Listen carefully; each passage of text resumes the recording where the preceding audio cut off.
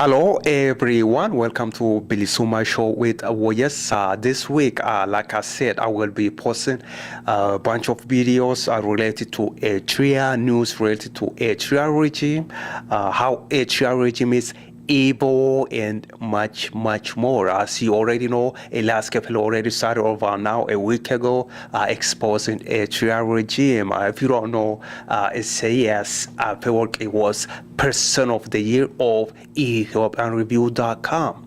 Yes, Elias Kepel picked Isaias Afewerki to be Person of the Year a couple years ago. Very interesting.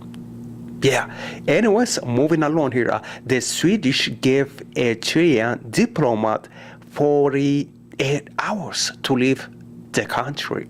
Yes, this was published on September 5th this month, 2014, September 5th, 2014, published.